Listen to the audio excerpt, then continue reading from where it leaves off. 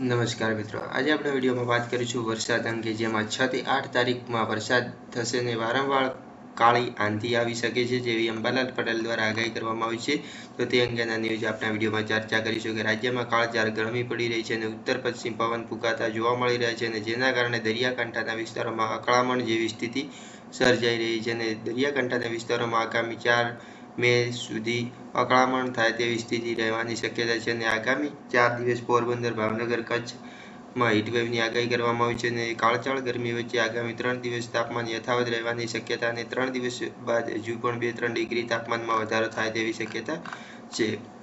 હવામાન નિષ્ણાત અંબાલાલ પટેલે જણાવ્યું છે આગામી દિવસોમાં આંધી વંટોળનું પ્રમાણ વધુ રહેવાની શક્યતા છે અને 6 થી 8 મે પ્રી મોન્સૂન એક્ટિવિટી રહેવાની શક્યતા છે, જેમાં થંડર સ્ટોર્મ એક્ટિવિટી પણ જોવા મળી શકે છે. 10 થી 14 મેના વરસાદની શક્યતા.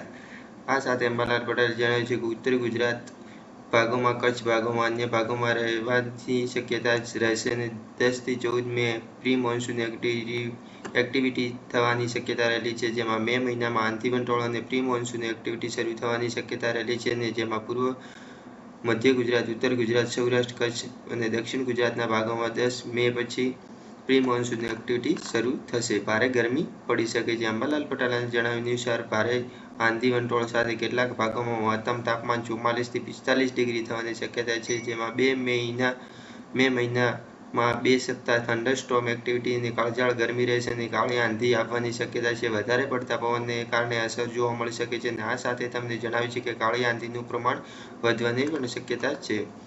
ગુજરાતમાં મહત્તમ તાપમાન 40 ડિગ્રી આસપાસ નોંધાયું છે અને ઉનાળાના દરિયાકાંઠા વિભાગોમાં તાપમાન સામાન્ય રહેતું હોય છે અને દરિયાકાંઠા વિસ્તારોમાં ગરમ થઈ રહ્યા છે અને ભેજ અને ગરમ પવનને કારણે લોકોમાં અકળામણનો અનુભવ જોવાઈ રહ્યો છે. તો બસ મિત્રો, આ વિડીયોમાં આટલું જ. ધન્યવાદ.